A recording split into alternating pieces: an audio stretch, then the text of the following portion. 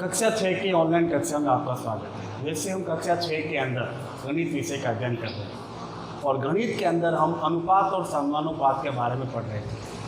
अभी हमने अनुपात के सवाल किए, आज हम पढ़ रहे हैं समानुपात। अब इस समानुपात क्या होता है? समानुपात का मतलब होता है समान अनुपात वाली संख्याएं।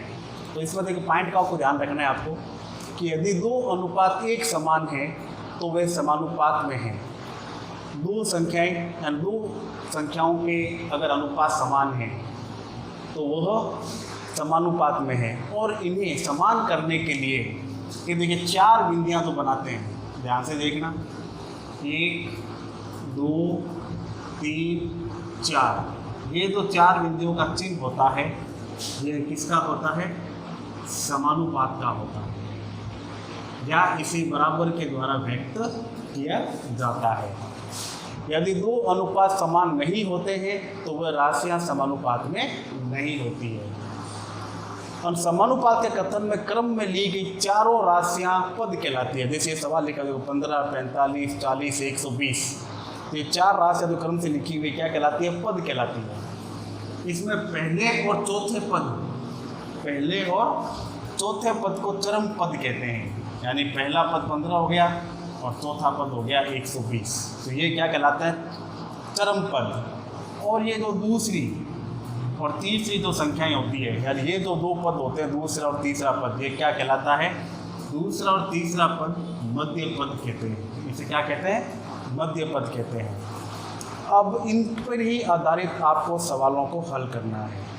अब सवाल आपको इस प्रकार रहेगा, क्या निम्न राशियां समानुपात में हैं? क्या निम्न राशियां समानुपात में है? तो देखिए हल कैसे करना है इसमें। सबसे पहले जैसे हमने लिखा चरम पद, तो चरम पद क्या बताया था हमने आपको? पहला और चौथा पद। तो पहला पद तो हो गया 15 और चौथा पद है 120। तो पहले तो आपको इन दोनों का अनुपात निकालना है। क्या निकालना है? अनुपात निकालना है। तो 15 और 120 का अनुपात। तो हम क्या करेंगे? इस 15/120 करके 15/120। अब देखिए वही बात, भाग लगाना है। आपने समझा, अनुपात के अंदर लगाया था हमने। तो 15 एकम 15 एक बार गया और 15 × 120, 15 × 120। तो ये आया 1/8। कितना आया? 1/8। अब इस 1/8 को हम 1:8 भी लिख सकते हैं। 15 का भाग लगाया, 15 एकम 15, 15 × 120, यानी 1/8 आया। तो इसको हमने लिख दिया 1:8। अब इसी प्रकार से सेम टू सेम आपको मध्य पद का निकालना है। तो हमने यहाँ लिखा मध्य पद।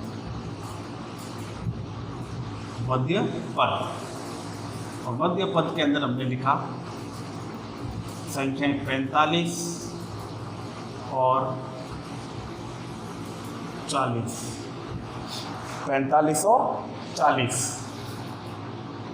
तो 45 और 40 का अनुपात।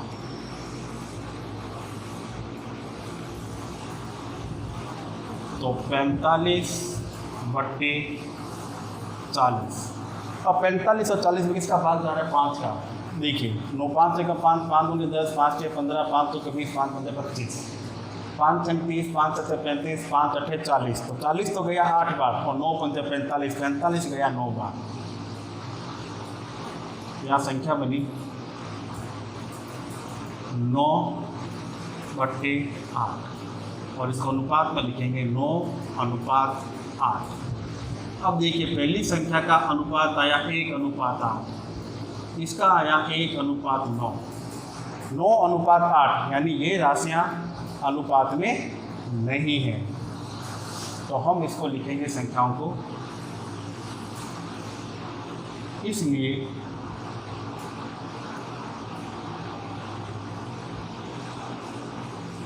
संख्या 15 और 120, ऐसे लिख दीजिए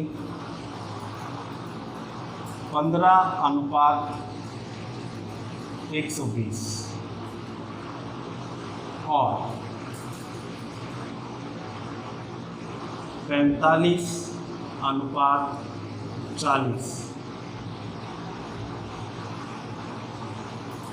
समानुपात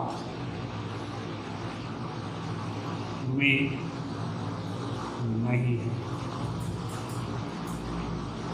अगर दोनों का अनुपात एक जैसा आता तो हम लिख देते यहाँ पे दोनों का अनुपात समानुपात में है। अगर नहीं है तो इसका 1:8 आ रहा है, इसका 9:8 आ रहा है, तो इसका मतलब ये राशियाँ समानुपात में नहीं है। तो ये है इस सवाल को हल करने का तरीका। अगला सवाल है 4, 6, 8, 12। इसको भी हल करके देखते हैं। देखिए सबसे पहले से बताया हमने चरम पद कौन सा होता है, पहला पद और चौथा पद, यानी 4 और 12। अब इनका हम निकालते हैं अनुपात। 4 और 12 का अनुपात, और 4/12। अब 4 और 12 में देखिए 4 का भाग जा रहा है, 4 एकम 4 और 4 3 12, यानी 1/3। इसका आया 1:3। फिर मध्य पद,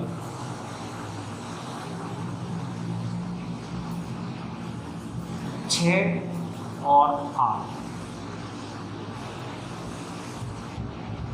6 और 8, तो 6 और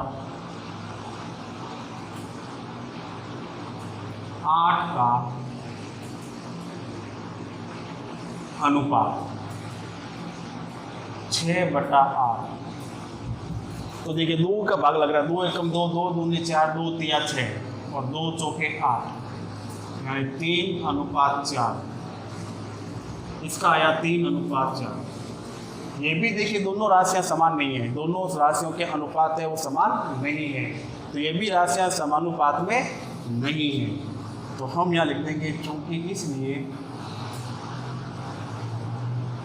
संख्या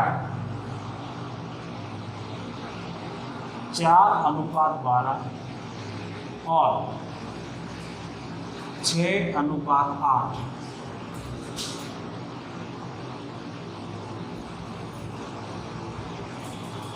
समानुपात में